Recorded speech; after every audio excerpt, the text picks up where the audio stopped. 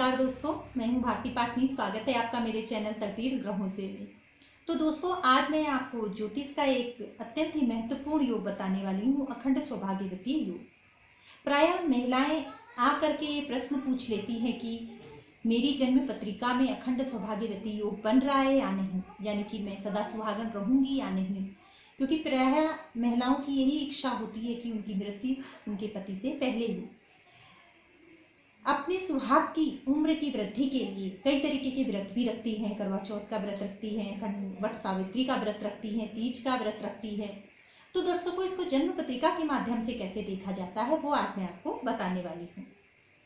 तो दर्शकों, अगर आपकी जन्म पत्रिका में सप्तम भाव का स्वामी नवम भाव में बैठा हो और अष्टम भाव खाली हो तो इसे अखंड सौभाग्यवती योग कहा जाता है।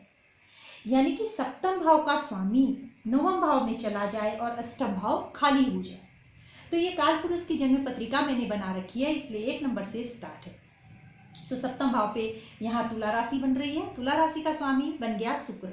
तो शुक्र अगर जाके नवम भाव में बैठा हो और अष्टम भाव खाली हो जाए तो ये अखंड सौभाग्यवती योग बनता है। यहाँ पे काल पुरुष की कुंडली मैंने बना रखी है। यहाँ 1 से 12 अंक तक कोई भी अंक हो सकता है। तो इस हिसाब से आप देख लीजिएगा कि आपका सप्तमेश कौन सा ग्रह बन रहा है। दूसरा सूत्र बताऊं तो मैं सप्तम भाव में बृहस्पति या तो धनु राशि का हो या मीन राशि का, यानी कि स्वराशि का हो जाए, या कर्क राशि का होकर उच्च का होकर के बैठ जाए और उस पर किसी भी पाप ग्रह की दृष्टि नहीं होनी चाहिए। यानी कि उस पर शनि की दृष्टि नहीं होनी चाहिए, मंगल राहु की दृष्टि नहीं होनी चाहिए। तो ये भी बन जाता है अखंड सौभाग्यवती योग। तीसरा सूत्र मैं बताऊं तो सप्तम भाव पर सप्तमेश अकेला बैठा हो, सप्तमेश सप्तम भाव पर अकेला बैठा हो या फिर किसी शुभ ग्रह के साथ बैठ जाए, यानी कि चंद्र शुभ ग्रह, यानी कि शुक्ल पक्ष का चंद्रमा बुध शुक्र बृहस्पति इनके साथ बैठ जाए तो भी ये अखंड सौभाग्यवती योग बन जाता है।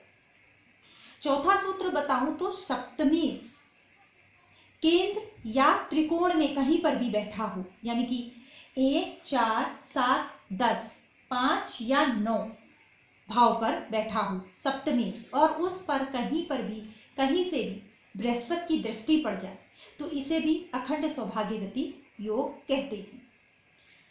तो दर्शकों, आज मैंने आपको अखंड सौभाग्यवती योग के बारे में बताया।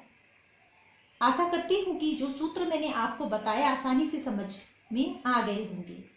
तो दर्शकों, आशा करती हूँ कि आपको मेरा ये वीडियो पसंद आया होगा। अगर आपको मेरा ये वीडियो पसंद आया होगा तो शेयर कर दीजिएगा, सब्सक्राइब कर दीजिएगा और लाइक का एक बटन दबा दीजिएगा। मिलती हूँ मैं आपसे अपने नेक्स्ट वीडियो के साथ। नमस्कार।